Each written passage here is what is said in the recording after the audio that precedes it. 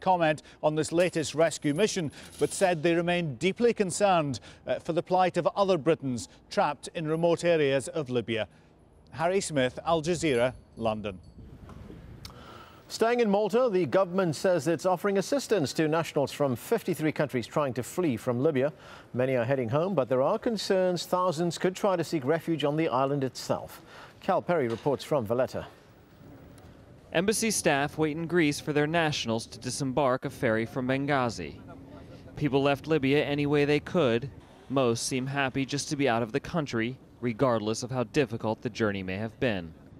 It's great to be out. Very sorry, I suppose, for the people back there. You know, haven't seen what they've gone through in the last week, 10 days.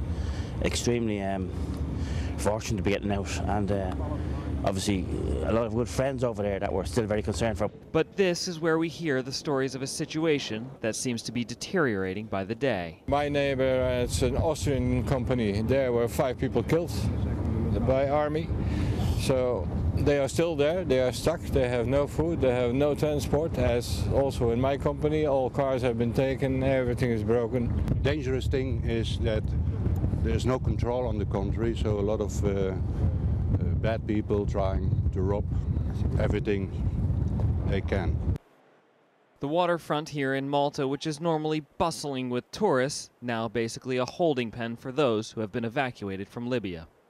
And the evacuations continue around the clock.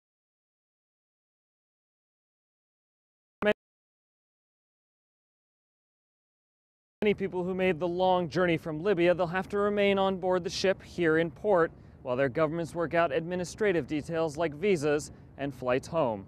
Cal Perry, Al Jazeera, Malta. Aides for the Arab League Secretary General Amir Moussa have confirmed that he intends to run for Egyptian president. The Egyptian state news agency made the announcement through its text message service on Sunday. Moussa's office says while he intends to stand, his candidacy won't be official until proposed constitutional changes are enacted. Al Jazeera's Anita McNaught reports from Cairo.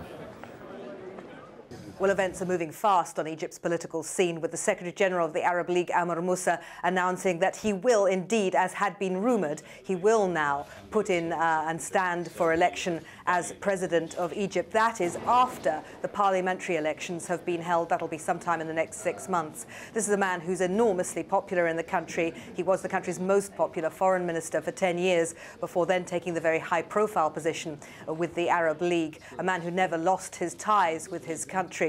And a man who was unable to stand for president until these constitutional changes were made to Egypt's political structure. At the same time as this is going on, we see the announcement of a trial date for the former Interior Minister, who is perhaps one of the most disliked figures in Hosni Mubarak's cabinet, a man responsible for the police and the prison service. He's being charged with money laundering and squandering of public money, but many Egyptians are asking if there are not many more serious crimes that should be added to the list. Egypt's former Interior Minister Habib al-Adli is to appear before a criminal court accused of money laundering. The hearing is set for March the 5th. If it goes ahead, he'll be the first person from ousted President Hosni Mubarak's regime to face charges. He's also being investigated by the Prosecutor General in connection with the outbreak of violence on the 25th of January. Ireland's largest opposition party will start talks on forming a new government on Monday. Fine Gael is on course for a record 75 seats following Friday's election, but remains short of a majority. Party officials appear to favour a coalition with Labour. Rory Challenge reports from Dublin. There's a new man on top of Irish politics. Enda Kenny has benefited from an angry electorate eager to turn the established order on its head. He's declared his Fine Gael party the winners in Friday's election and is certain to be elected Prime Minister when the Parliament meets next on March the 9th. We have no time to lose, no hours to waste. We have a big job ahead of us. I ask for your indulgence and your support. On the streets of Dublin, there was a sense of relief that new leaders are being given a chance to get Ireland back on track. At the end of the day, there's going to be cuts, there's going to be hardship. Just do it and get it done with. They're going to have to follow through on the promises that they're making, and hopefully they will. I'm sure it's a lot better than what we had. I think a lot of people waking up today delighted that we have probably a new start. Commentators expect a different type of Prime Minister from recent personality-driven leaders. I think Enda Kenny will engage much more with the Irish people. Brian Cowan was known to be a bad communicator and didn't engage with the Irish electorate at all, and that was seen as a part of his downfall at a time when we really needed leadership and someone to keep us informed. Irish voting usually produces coalitions, and Fine Gael will already be negotiating with the Labour Party behind the scenes about who gets the top positions. Brian Cowan, the outgoing Prime Minister, will soon vacate this building behind me, the offices of the Taoiseach, which is what they call the Prime Minister here, and Enda Kenny will install himself, prepared to tackle the many challenges that Ireland faces. Those challenges include bringing unemployment down, implementing several years of austerity measures, and trying to persuade the EU and the IMF to change the terms of Ireland's bailout. We believe that the interest rate, which was set as a penal rate, is too high, that too much of the burden of adjustment is being placed on the taxpayer in the banking resolution, and there is an attempt to push for very rapid resolution by way of fire sales. We believe that none of those are appropriate. The Irish people have punished their former leaders with political oblivion. They're hoping the next lot are up to the job of cleaning up the mess. Rory Challens, Al Jazeera, Dublin. Heavily armed police have broken up a pro-democracy protest in Hong Kong. The activists were responding to an online campaign against the government in major Chinese cities. They tried to plant jasmine outside the Chinese liaison office on Sunday. The flower is symbolic of the uprisings across the Middle East. But police quashed the demonstration, dragging away several people. Church services have been held in New Zealand for victims of last Tuesday's earthquake. At least 147 people are known to have been killed, but hundreds more are still missing. Andrew Thomas reports from Christchurch. Sunday, and for the people of Christchurch, a chance to take stock and reflect on the week their city changed forever. Like so many others, this church was damaged in Tuesday's earthquake, this service taking place al fresco, with the week's events forefront in everyone's mind. And that's why the chairs are some distance away from the church. Because we're all very much on edge and know that there might be another aftershock that comes along, so we're aware of those dangers as well. As its name suggests, Christchurch was founded as a Christian city, and despite the fact that many of their church buildings lie in ruins, for some, finding solace on a Sunday is the normal, natural thing to do. It is, if you like, a small slice of the ordinary in extraordinary times. It would take something more than extraordinary for any survivors to be found now beneath Christchurch's rubble. Recovering and identifying bodies has become the principal task. It's a slow process, dreadfully slow for the families of the missing. Every afternoon they arrive for a police briefing, their numbers swelling by the day as grieving relatives from abroad pour in. Christchurch was a big tourist town. People from at least 20 different countries were killed in the quake. They're overseas, they've received dreadful news, they've had to arrange travel in a haste, and they've come to a part of the country that's quite badly affected by the earthquake. Infrastructure's not necessarily there to support them, and all at a time that they're stressed and de-stressed. Police have to cope with the darker side of human nature too. There has been a spate of looting of abandoned homes, and frayed nerves have meant reports of domestic violence have spiked. Earthquake scars will forever be a physical feature of modern Christchurch, the emotional trauma taking its toll too. Andrew Thomas, Al Jazeera, Christchurch. In Chile, thousands of people gathered on Sunday to mark 1 year since a massive earthquake struck the country. For more, let's go back to Jane Dutton at our Washington Broadcast Centre. Jane? Thanks for that, Alan. More than 500 Chileans were killed in last year's quake. Thousands of families are still living in temporary shelters. And President Sebastián Piñera has been facing growing criticism over the speed of the reconstruction, as Al Jazeera's Mark Orchard reports. A pre-dawn vigil at the epicenter of the magnitude 8.8 earthquake. The keynote to a national day of mourning for all the victims and their families. In the coastal town of Constitución, bells tolled and the names of the dead were read out. To be here along with all the other families is incredibly painful. Incredible, but you need to know how to stand up. President Sebastián Piñera has been touring the disaster zone with the message that his government is sparing no expense to rebuild. As we observe the first anniversary of the catastrophe which struck our country, the reconstruction has been solid, and we have achieved very significant progress and accomplishments.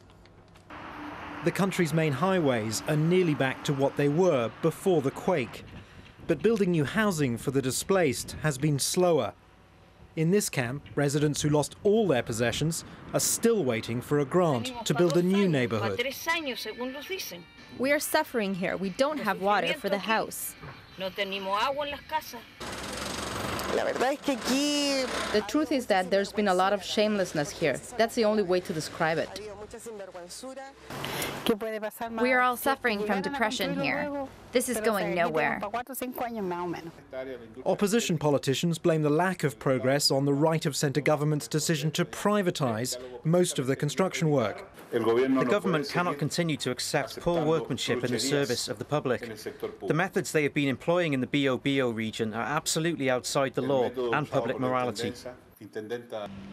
Pinera concedes that the work is running behind schedule, but his government says it will accelerate the outsourcing of work to private companies. Mark Orchard, Al Jazeera. Sure. Heavy rains caused a hillside to collapse in Bolivia's capital on Sunday, destroying at least 400 homes. People began evacuating at the first signs of a collapse on Saturday. There were no casualties in this incident, but according to officials, at least 44 people have been killed in recent weeks by flooding and mudslides. NASA has released images of an enormous solar flare last week. It lasted 90 minutes. It's amazing, isn't it? And shot out a huge eruption of plasma known as a solar prominence. Now, the flare was the latest in a series of sunstorms this month. Scientists say the eruptions were aimed away from Earth. That's probably a blessing. It's not expected to pose any disruptions to satellites or power grids, but God, you can almost feel that heat from here, can't you? Well, it's at night that many people will be waiting for a long time. Hollywood's biggest stars are walking down the red carpet right now as they prepare for the 83rd annual Academy Awards to kick off. We will be live at the red carpet in a moment, but first, Oscar favourite The King's Speech has focused attention on stuttering, a speech impediment that affects millions of people around the globe. Al Jazeera's Tom Ackerman reports from the US state of Indiana and what researchers have learnt about its causes and its treatment. Don't tell me it's my stammer. It's my field. I can assure you no infant starts to speak with a stammer. The cinematic version of how King George VI of Britain learned how to overcome his speech impediment. Yeah, but we're going to have a dog. But in fact, as many as 5% of all young children do suffer from a stutter, though most grow out of it naturally. At Purdue University in the Midwest state of Indiana, researchers analyzed the brain activity of young stutterers. Their conclusion? There's probably very subtle things going on in the connections between different areas in the brain. We also know that there's, for some people, a genetic component. But the genetic component doesn't explain stuttering entirely because you can have identical twins where one stutters and one doesn't. Just to catch our stutters. Therapist Bill Murphy teaches patients how to manage their stutter by learning various techniques. When we make that sound, when we make it longer and slower, that's what busts up the stutter. Another way to cope, by visualizing the stammer as a clay figure and pounding away at it.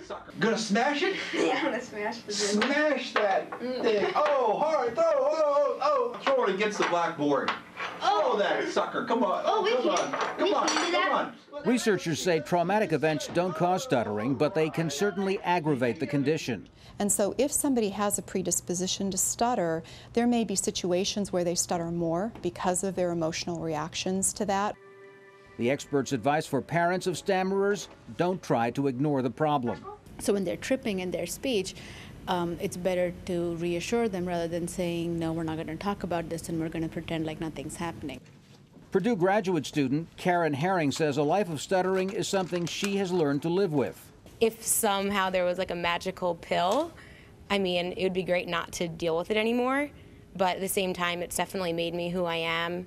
And I wouldn't take back the experiences that I've had. Now Karen looks forward to helping other stutterers by becoming a speech therapist. Tom Ackerman, Al Jazeera, West Lafayette, Indiana. Well, The King's Speech leads this year's Oscars competition with 12 nominations, but the top film this year has some major competition. Let's pop over now to Hollywood's most anticipated